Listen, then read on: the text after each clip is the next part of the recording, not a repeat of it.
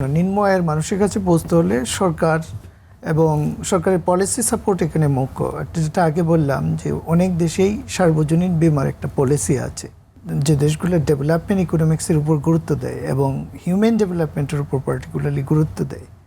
বীমাটা তো একটা মানব উন্নয়নের সাথে সম্পর্কিত, মানুষের সুরক্ষা, এটা ক্রাইসিস, সংকটকালীন একটা সুরক্ষা। এটা ওই ক্রাইসিস মোকাবেলা করতে না পারলে তো একটা পরিবার বিপর্যস্ত হয়ে যায়।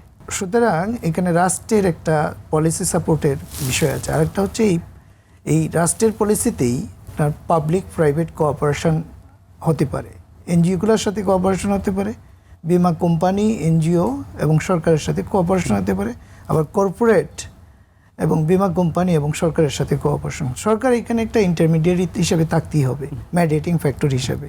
কারণ সরকারের পলিসি কতটুকু অনুকূলীয়, আপনি যদি এই ট্যাক্সের কথা আগে বললাম, ট্যাক্স বার্ডেন মানুষের উপর এক্সট্রিম লেভেলে চাপান প্রান্তিক পর্যায়ের মানুষের কাছে বা ক্ষুদ্র ব্যবসায়ীর কাছে, তাহলে তো আপনি একবার ট্যাক্স নিয়ে যাচ্ছেন। সুতরাং সরকারের দায়িত্ব হিসেবে সুযোগগুলো দেওয়া, প্রান্তিক পর্যায়ে সার্বজনীন বীমার সুযোগের আওতায় আনা।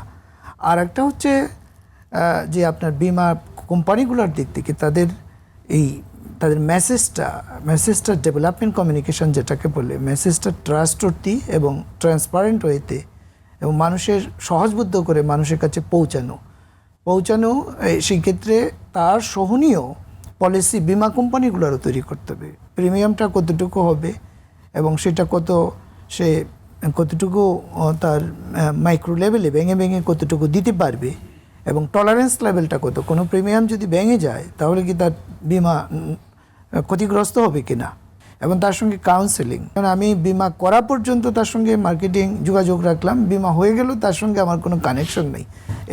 এটা অন্যদের উপর ট্রাস্টের ব্যাঘাত ঘটে। অন্য যারা আছে তারা এটা আস্থা পায় না যে কোম্পানি আসলে আসছিল সেই যখন কাগজ সাইন করার জন্য, তারপরে চলে গিয়েছে একটা দীর্ঘ সময়, তার প্রয়োজন নাও লাগতে পারে, কিন্তু এতে করে অন্যদের উপর ট্রাস্টটা গড়ে ওঠে না। এই ট্রাস্ট বিল্ড আপটা খুব গুরুত্বপূর্ণ। আমি পরশুদিন একটা পলিসি আলোচনায় ছিলাম, 3 জন রাষ্ট্রদূত ছিলেন নর্ডিক কান্ট্রিগুলার বাড়িধারায়।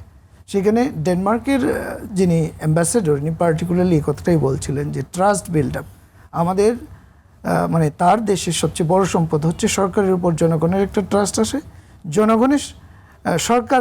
জনগণের উপর ট্রাস্ট আছে, প্রতিষ্ঠানগুলো ইনস্টিটিউশনগুলোর উপর ট্রাস্ট আছে। এই ট্রাস্ট বিল্ড আপটা ইনস্টিটিউশনগুলোর উপর, বীমা কোম্পানিগুলোর উপর যাতে মানুষের আসে এবং সরকারের উপরও। সরকার তো এখানে রেগুলেটরি বডি আছে, যেটাকে বলে insurance development and regulatory authority. 2010 সালে যে আইন হয়েছে, যার মাধ্যমে এই অথরিটিকে এম্পাওয়ার করা হয়েছে এই বিষয়টাকে, বীমা নীতিগুলো বা অন্যান্য বিষয়গুলো ফ্যাসিলিটেট করার জন্য। সরকার সেই অথরিটিটা রেগুলেটরি না হয়ে ফ্যাসিলিটেটরির ভূমিকা প্রয়োজন।